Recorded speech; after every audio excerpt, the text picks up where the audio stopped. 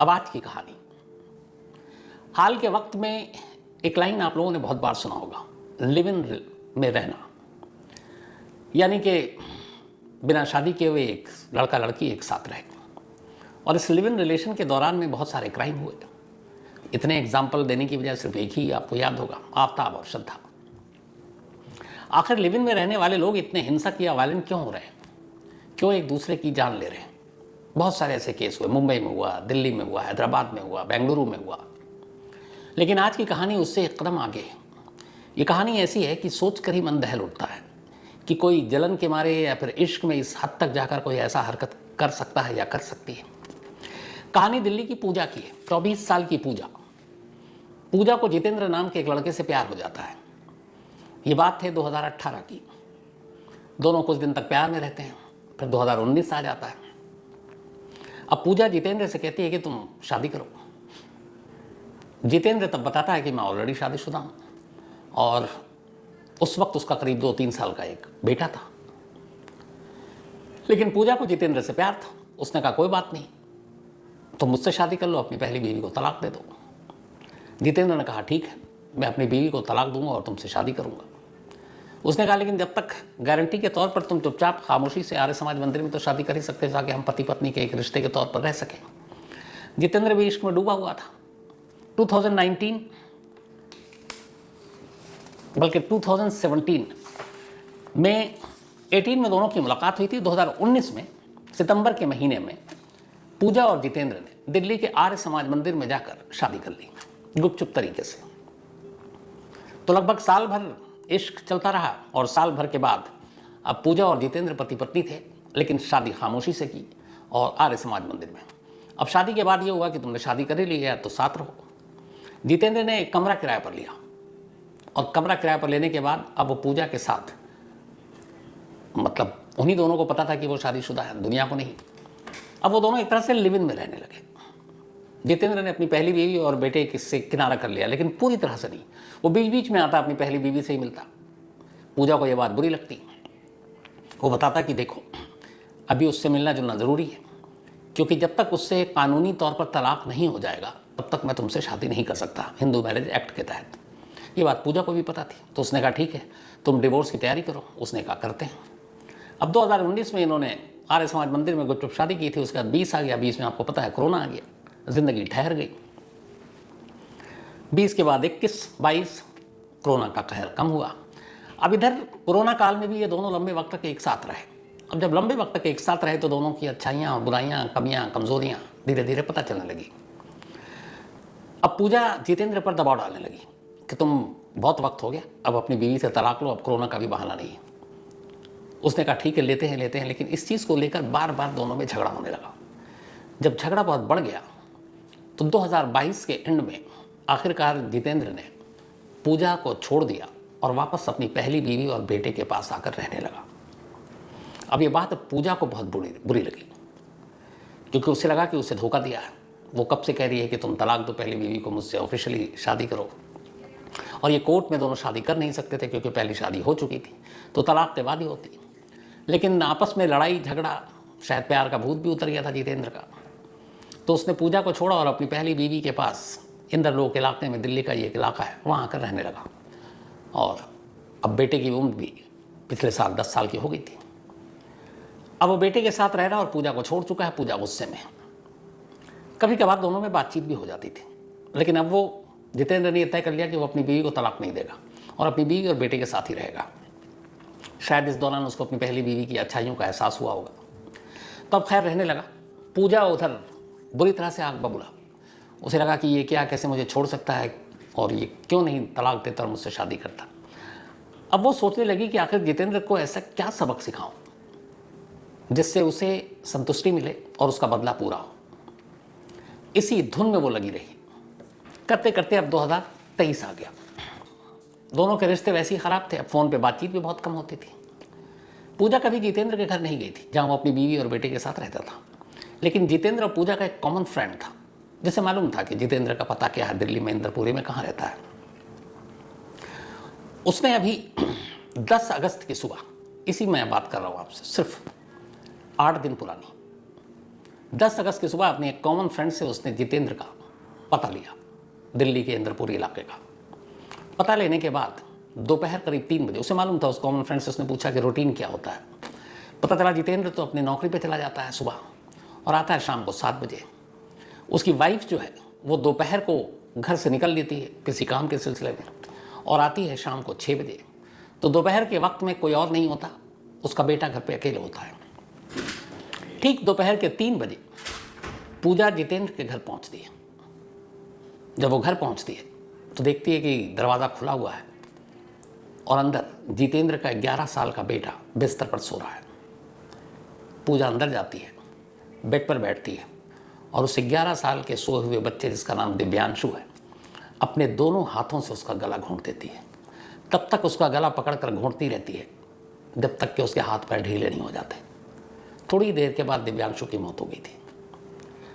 अब पूजा को लगा कि फिर यहाँ से कैसे क्या, क्योंकि कोई आ गया अचानक, दरवाज़ा खुला हुआ है, पड़ोसी भी आ सकते हैं, तो फौरन पकड़ी जाएगी।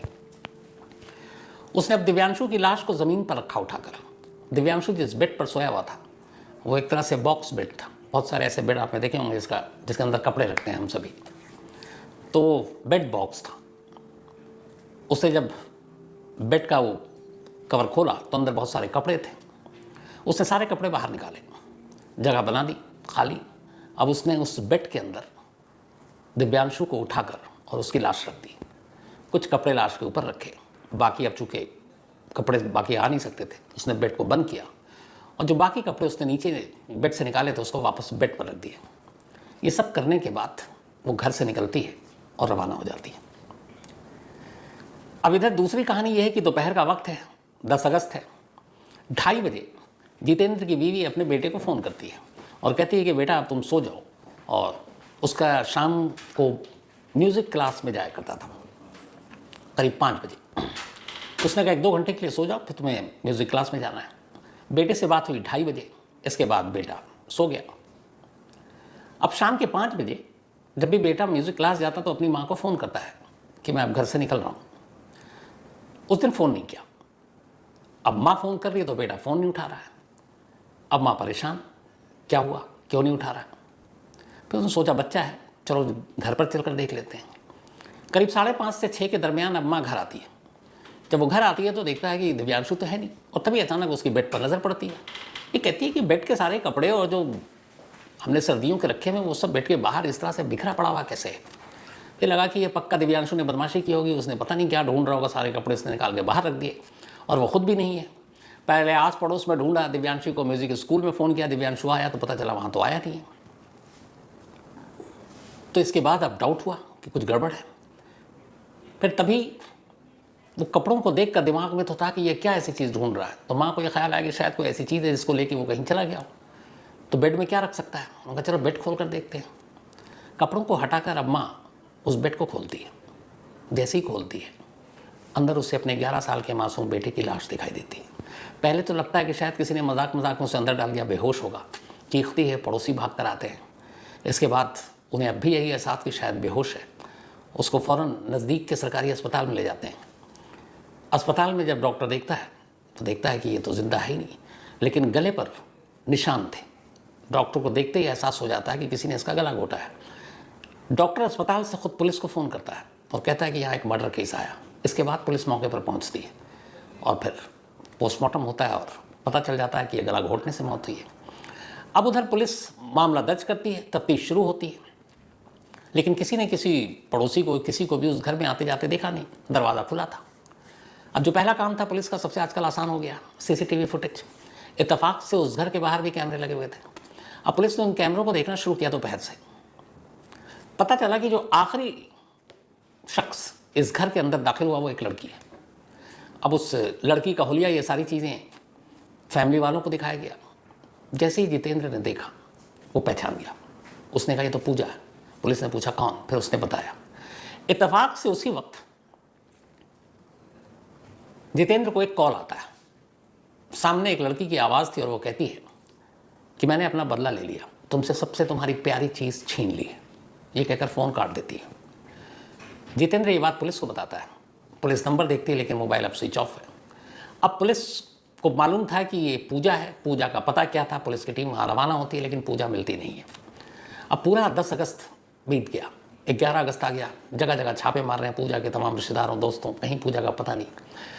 अब पुलिस सीसीटीवी के सहारे पूजा को फॉलो करने की कोशिश करती है कि जहाँ तक उसका घर था और जितेंद्र का जो घर था उन तमाम जगहों से कहाँ कहाँ सीसीटीवी फुटेज में कैद हो ताकि उसका रूट पता चल सके। करीब 300 सीसीटीवी फुटेज पुलिस ने खंगाला, दिल्ली पुलिस की क्राइम ब्रांच की टीम ने। और इन 300 फुटेज को खंगालने के बाद आखिरकार पुलिस को एक लोकेशन मिला दिल्ली का जिसका नाम है बकरवाला। वहाँ पे पूजा दिखाई दी और वो लेटेस्ट फुटेज था। तीसरे दिन यानी 13 अगस्त को आखिरकार पुलिस की टीम बकरवाला पहुँचती है और पूजा को अरेस्ट कर लेती है। अरेस्ट करने के बाद उसे लाया जाता है। वो कोई बहाना नहीं बनाती और साफ अपना जुर्म कबूल कर लेती है। कहती हाँ, मैंने जितेंद्र के बेटे को मारा है क्योंकि मुझे बदला लेना था। उसने मुझे छोड़ा अपने बीवी और बेटे के लिए, और मुझे ये लगता था कि अगर उसका बेटा ना होता तो शायद वो अपनी पहली बीवी को तलाक दे देता और फिर मेरे साथ शादी करता और मेरे साथ रहता। लेकिन बेटा उसके लिए एक बंधन था और बेटे की वजह से वो अपनी पहली बीवी को छोड़ नहीं पा रहा था। तो वो बेटा मेरी नज़रों में खटकने लगा, मेरे लिए कांटा बन गया था।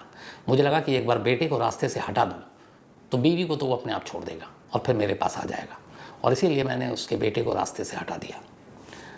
अंदाज़ा लगाइए, प्यार मोहब्बत में जिससे आप प्यार करते हैं, जिसको आप पाना चाहते हैं, आप उसकी सबसे प्यारी चीज़ को इस तरीके से छीनते हैं और फिर आप कैसे उम्मीद कर सकते हैं कि वो आपको प्यार करेगा और पूरी ज़िंदगी प्यार करेगा, आपके साथ रहेगा, आपके साथ शादी करेगा। बट अफसोस, ऐसा कदम उठाने या इस तरह के क्राइम करने वाले लोग शायद उस पल इतने अंधे होते हैं कि इन चीज़ों के बारे में गहराई से कभी सोचते नहीं। अगर हर मुजरिम, हर कातिल एक बार कोई भी क्राइम करने से पहले उसके अंजाम के बारे में सिर्फ सोचना शुरू कर दे तो मुझे लगता है बहुत सारे क्राइम तो यूँ ही रुक जाएंगे। लेकिन कहते हैं कि जब कोई क्राइम करता है तो उस वक्त उसका दिल, दिमाग, आँखें, कान, नाक, वो सब किसी की सुनती नहीं है और वो सिर्फ अपने एक धुन में होता है। और जब क्राइम कर चुका होता है तब शायद उसे एहसास होता है कि उसने क्या किया। जिस जितेंद्र को पूजा ने पाने के लिए उसके बेटे को छीन लिया, अब वो तो जेल पहुंच गई। क्या अब उसे ज़िंदगी में कभी जितेंद्र मिलेगा?